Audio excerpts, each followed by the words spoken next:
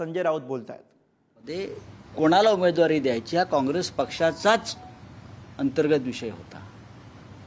तुम्ही कोणाला उमेदवारी द्या किंवा नका देऊ अशा प्रकारची कोणती भूमिका शिवसेनेला घेण्याचं कारण नव्हतं किंवा नाही. त्यांनी नसीम खान यांना द्यावी, वर्षा गायकवाड यांना द्यावी किंवा अन्य कोणाला द्यावी हा त्यांचाच प्रश्न होता. त्याच्यामुळे मुस्लिम उमेदवार असल्यामुळे आमचा विरोध आहे हे प्रत्यक्ष अप्रत्यक्ष जर कोणी म्हणत असेल तर ते चुकीचं आहे. काँग्रेस पक्षाला आताही संधी आहे उमेदवार बदलण्याची, त्याने आताही द्यावी उमेदवारी त्यांना. महाविकास आघाडीचा धर्म आम्ही प्रत्येक मतदारसंघात पाळतो आहोत. परंतु खरगे यांनी थेट शिवसेनेचं नाव घेतलेलं आहे की शिवसेनेने विरोध केला. आम्ही अजिबात विरोध केला नाही. आम्हाला विरोध करण्याचं कारण नाही. या देशातला, महाराष्ट्रातला, मुंबईतला, प्रत्येक शहरातला मुस्लिम बांधव आज जर शिवसेनेबरोबर ठामपणे उभा असेल या देशातल्या हुकुमशाहीचा पराभव करण्यासाठी, तर आम्हाला, आणि विशेषतः नसीम खान आणि आमचे अत्यंत चांगले संबंध आहेत, उत्तम चेहरा आहे. काँग्रेस पक्षाने ठरवायला पाहिजे होतं कोणाला उमेदवारी द्यायची. आम्हाला कुठलाही उमेदवाराला, मग काँग्रेसचा असेल, राष्ट्रवादी काँग्रेसचा असेल, तुम्ही अमुक अमुक ह्यांना उमेदवारी द्या किंवा देऊ नका हे सांगण्याचा अधिकार आम्हाला नाही. जसं या दोन्ही पक्षांनी आम्हाला काही सूचना केल्या नाहीत उमेदवार ठरवताना. चर्चा केल्या पण सूचना नव्हत्या.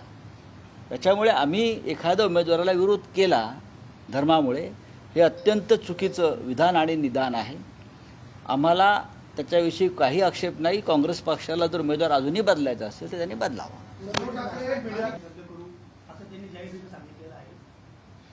महाराष्ट्राच्या आणि देशाच्या जनतेनं याची नोंद घेतलेली आहे, एवढंच मी सांगतो.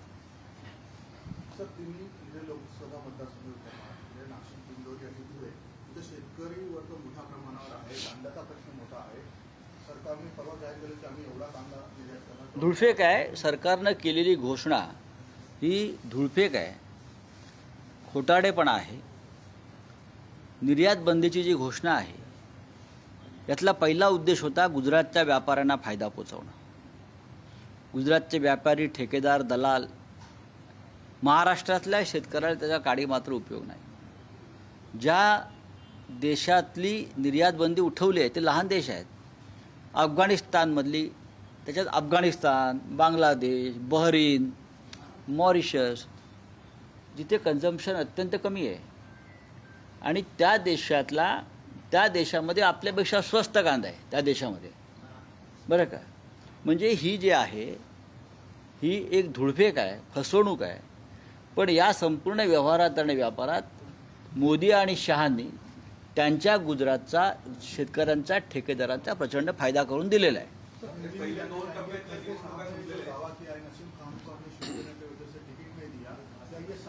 ये गलत है, ये गलत है. खरगे साहब का हम बहुत आदर करते हैं, हमारे नेता है, लेकिन उनको गलत जानकारी मिली है उनके लोगों की तरफ से.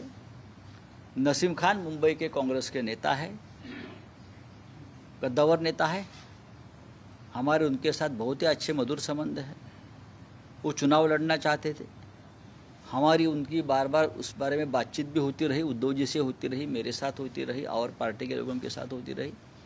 हमने ये कभी नहीं कहा कि नसीम खान जी को टिकट उम्मीदवार मत बनाइए. ये कांग्रेस पार्टी का निर्णय है ना. कांग्रेस पार्टी के पास जितनी भी सीटें हैं वो कांग्रेस पार्टी ने उम्मीदवार चुने हैं.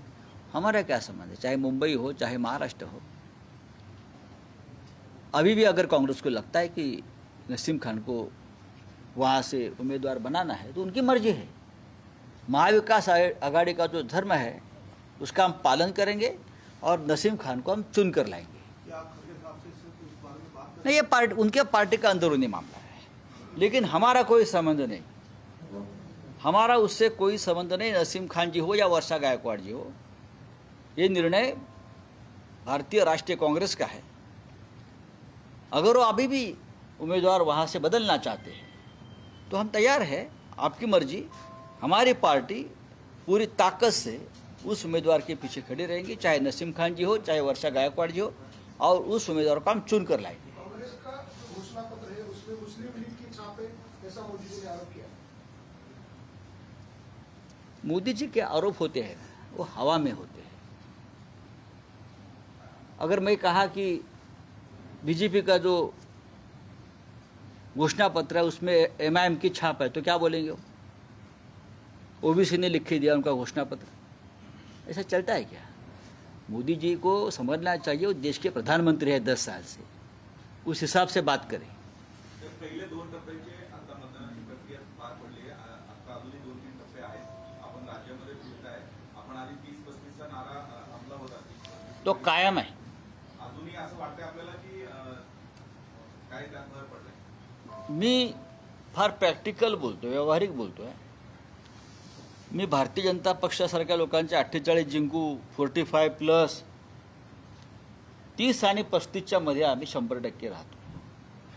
30 आणि 35 त्याच्यावर काही जागा काट्याची टक्कर झाला म्हणतो अशा पद्धतीच्या तिथे काही निकाल लागू शकतात. पण लोकांच्या मनामध्ये प्रचंड रोष आहे भारतीय जनता पक्षाविषयी, मोदींविषयी खास करून. 2014 साली नरेंद्र मोदींच्या संदर्भात जे वातावरण होतं देशात की काहीतरी नवीन घडेल, त्याच प्रकारचं वातावरण देशामध्ये आज राहुल गांधीविषयी आहे. लोकांना राहुल गांधींचं नेतृत्व देशामध्ये हवं आहे आणि त्यांच्या सभांना देशभरात जी प्रचंड गर्दी होते ते पाहता मी 2014 साली मोदींच्या बाबतीत जी हवा होती ती आज राहुल गांधींविषयी आहे. शिवसेनेचे प्रवक्ते राजू वाघमारेंनी गंभीर आरोप. कोणाचे? शिवसेनेचे प्रवक्ते. शिवसेना फडणवीस गट म्हणायचं.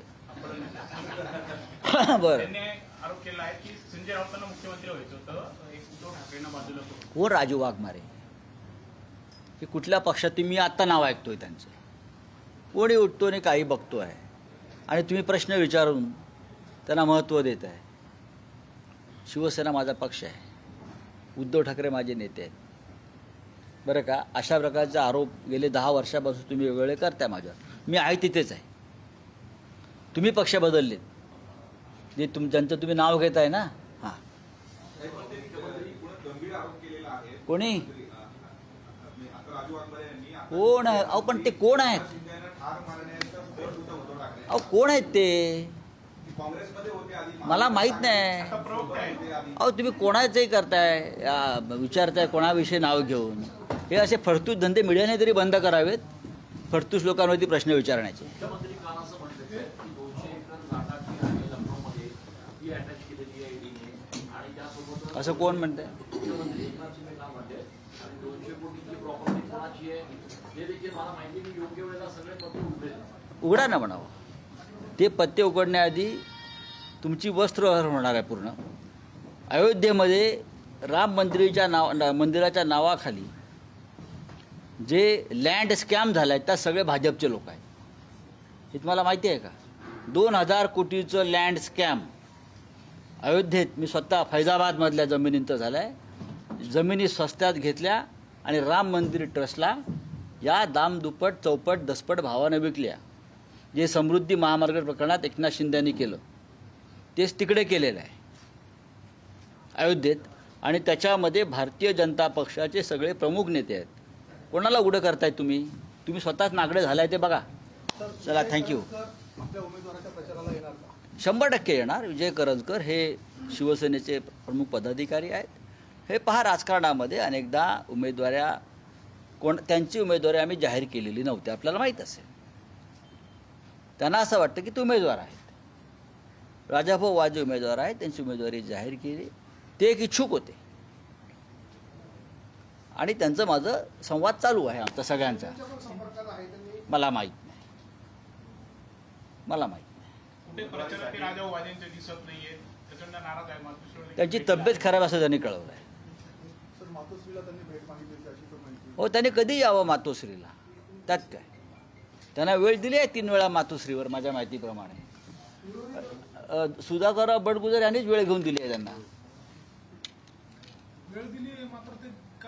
त्यांची तब्येत खराब आहे असा त्यांचा निरोप आहे मला. मी कालही त्यांच्याशी संपर्क साधला. त्यांची तब्येत खराब आहे. चला, थँक्यू. नाशिकमधून खासदार संजय राऊत बोलत होते. अयोध्येत राम मंदिराच्या नावाखाली झालेल्या जमीन घोटाळ्यात त्याबद्दल त्यांनी वक्तव्य केलेलं. तर भाजपा नेत्यांवरती आरोप करण्याची स्वतःकडे बघावा असं सुद्धा टीका संजय राऊत यांनी केलेली आहे.